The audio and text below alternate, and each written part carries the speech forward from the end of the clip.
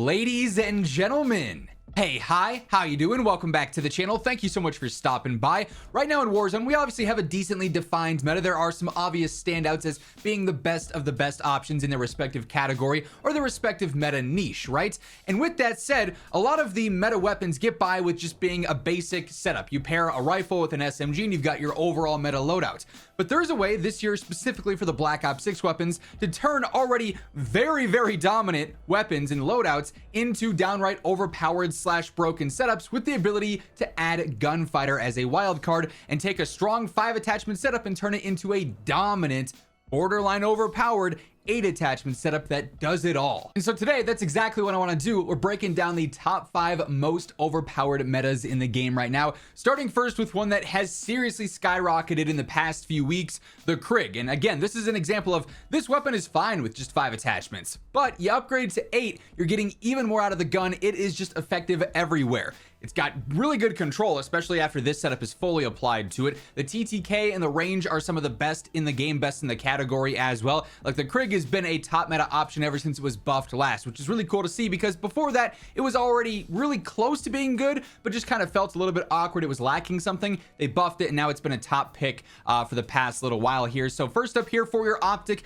as with every single setup that's got one, it's a matter of preference. Some people really enjoy the Kepler red dot. Some people like the Oturo. That's one of my personal favorites. I like the Jason Armory 2 times, the Willis 3 times as well. If there's a certain optic you enjoy, rock that. It really just comes down to what you're the most comfortable with at the end of the day for that. For the muzzle, I'm rocking monolithic suppressor here, better range, better velocity, and of course it keeps you off the radar when you're firing. And I add reinforced barrel on that as well for even better range of velocity. We end up with an 1195 velo, which is fantastic. The hit scan range is going to be great there, and a 58 meter effective damage range is also pretty crazy. One of the better stats there for an effective damage range in the rifle category in general.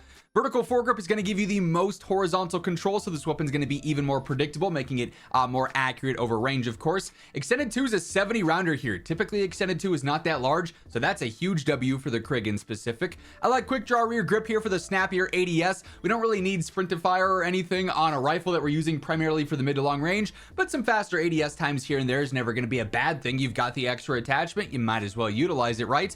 I really like Infiltrator stock on here for the better strafe. I use this on a lot of my rifles as of late. It just feels really consistent. Balanced stock is also a pretty good option as well. Then lastly, recoil springs. Why not get some free recoil? We don't really need more velocity. Like 1100 is already fantastic. So free recoil, make the gun even easier to use. You're gonna be as accurate as you can possibly be here, which is fantastic because if you're hitting shots, the Krig is frying. Next up here, we've got the Kompakt. This thing in the close range basically has the best TTK in the game in terms of SMGs, where you're looking at the fastest option here, right? The thing is that it does have a decent damage drop off. It drops off pretty quickly and pretty harshly beyond its first damage range, and it can be a little bit rough on some control here and there as well because you're spewing bullets so fast, the recoil is going crazy, right? So with this, you want better range, you want better accuracy. It's tough to go all in on all of that when you just have 5 attachments, but you got 8 here, and suddenly it's checking all the right boxes and can be one of the most melt machine-esque options in the game. This thing with 8 attachments is absolutely nuts. Now, of course, it does make your actual engagements a little bit interesting. You have to rely on that second loadout to get a true primary, or you hope you find a good ground loot weapon to, hold you off until that free loadout comes in.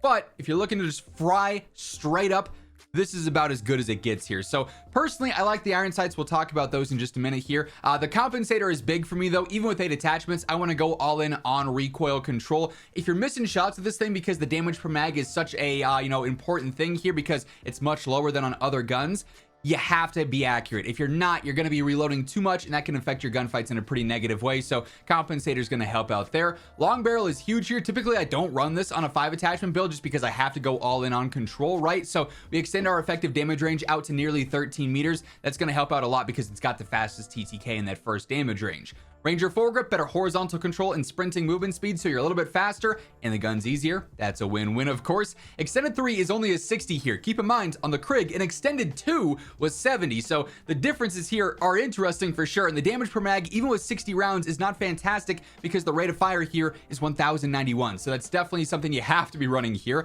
I really like ergonomic rear grip. The better ADS, the better slide to fire speeds are pretty solid here. Quick draw is solid as well. Commando is really good, so you can flip-flop between any of those.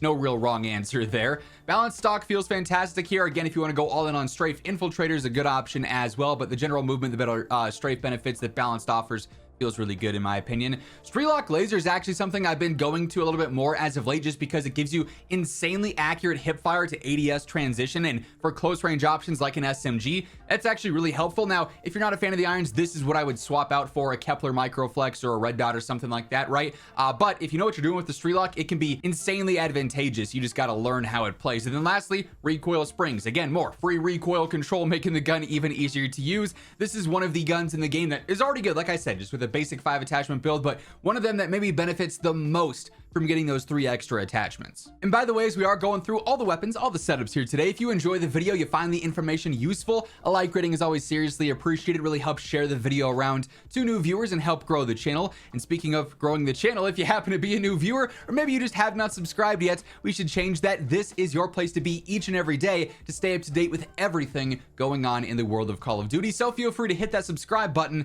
and turn on those post notifications. Next up, we've got what is maybe the most versatile weapon in the entire game with the GPR-91. Again, fantastic with 5 attachments. On a 5 attachment build, you could have a great sniper support choice, a great mid to long range rifle, kind of can do it all. However, with 8 attachments, you have all of that kind of built into one, depending on how you want to go about it for your personal preference and your level of comfortability. So for instance, if you're really just focused on a mid to long range build, then yeah, run a 2 times, run a 3 times on there, a Dobrik 4 times, whatever the case is. If you want something that's more sniper support-esque, you could again drop an optic and run like a Strelok laser if you wanted, but also a Volsky reflex, a microflex. If you want something that's maybe more in between, can do some close range, can do some mid range, can do some long range, and Otero Red Dot's gonna be fantastic there as well. I do like monolithic suppressor here for my build, more mid to long range focused here, but still not too terribly slow in the close range if you just got your sights up right. If you're exclusively focusing on versatility there, a base suppressor or a compensator could be really good as well. Reinforced barrel, better range of velocity, 1123 velo, feeling fantastic.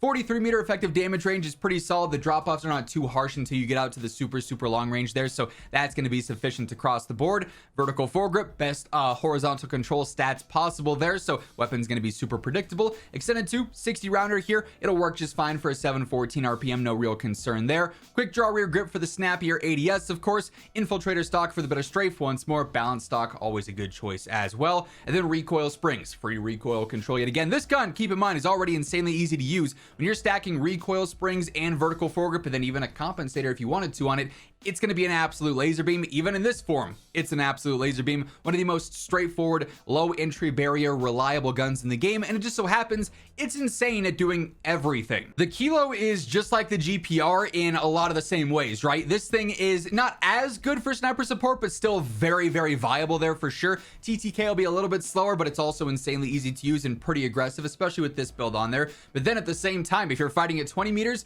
this can have you covered. If you're fighting at 40, 50, 60 meters, this can have you covered. Another one of the absolute easiest options to run in the game. Very low skill gap with this thing, but a very high reward at the same time because it's so laser accurate. It's realistic. TTK is going to be extremely competitive, really no matter where you're fighting. Again, for the optic, if you feel like you're fighting more at 40, 50, 60 meters, you need a more zoomed in optic, go for that. If you are diversifying your fights a lot with this thing, I think the Otero is the best option here. Not too zoomed in for the close range, not enough zoom for the long range, right? The visibility is good everywhere is essentially what I'm getting at with that. Once more, monolithic suppressor for me personally, because I do opt more for like pre-aims in the close range and more play towards the mid to long range there than reinforced barrel. So 1275 velocity, 48 meter effective damage range. Love the feel of that in general there. Ranger foregrip on here, better horizontal control, better sprinting movement speed, and for whatever reason, just on the Kilo, it's also got recoil stabilization. It's like, sure, why not? It's solid there. Extended mag 1 works if you're going more for like the close range, the mid-range based sniper support hybrid style. Extended 2 is going to be, I think, the more universally default option there. Extended 3 is a little overkill. 80 rounds is just not really necessary in any real fight, but if you really wanted to rock it,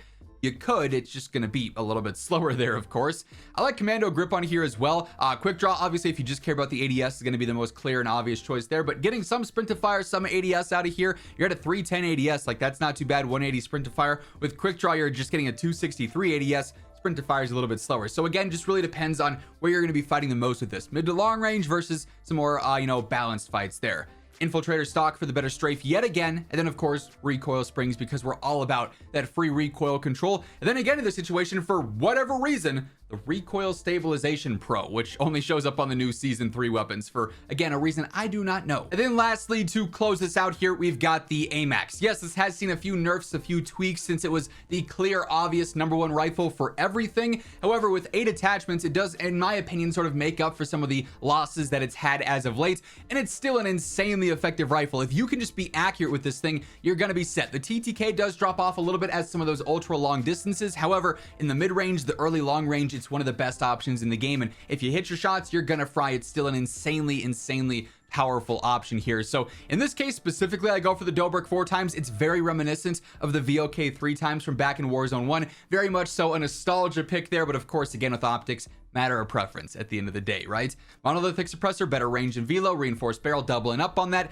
1230 velocity, 64 meter effective damage range. This and the Krig are just insane for that effective damage range stat. So obviously when you stack even more attachments onto, you know, really push into that and factor into that, it just makes them feel even more just dominant when you're going up against weapons that may not have those same properties. Vertical foregrip, max horizontal control in this case, of course. Extended 2, going to be a 60 rounder that's going to work fine with this rate of fire. Quick draw rear grip for the better ADS there, just a little bit more snappy. Infiltrator stock for the better strafe. And then lastly, surprise, surprise, recoil springs, because we all about the recoil control, and the recoil stabilization makes a return here for no real reason, because it is a new Season 3 gun, of course. This thing feels fantastic. Maybe a little bit more of a learning curve than some of these other options. Like everything else here is very straightforward and pretty easy. This might be the highest skill gap, but it's also not that difficult by comparison, right? So any option here today is going to feel fantastic. If you're rocking 5 attachments, you're fine. You're set like we typically do in our like top 10 or top 5 videos. But if you want to go all in and really make these weapons as dominant as they can possibly be, the gunfighter builds here go crazy. That being said, that's going to wrap things up. If you enjoyed the video, be sure to drop a like on it. And if you're new to the channel, you want to make sure that each and every single day you are in the know for all things going on in COD. This is the place to be, so feel free to hit that subscribe button and turn on those post notifications. But once again, thank you so much for tuning in. And until next time, take it easy, have an awesome rest of your day, and I'll catch you later. Peace out.